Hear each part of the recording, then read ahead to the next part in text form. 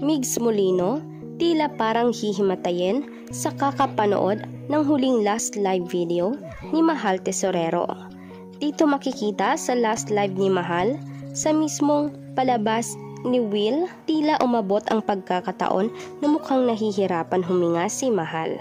Halatang may pinagdadaanan nito na ayaw lamang niyang malaman ng buong pamilya niya at lalong-lalo na ni Migs. Nag-aalala din ito sa mga fans niya na baka malungkot pa dahil ang kanyang content ay mismong pasayahin ang mga nanonood sa kanya. Ang sa mismong tiyan niya ay halatang matagal niya nang iniindang sakit iyon. Matagal ng infection iyon sa loob ng tiyan niya na dinadala-dala lamang niya.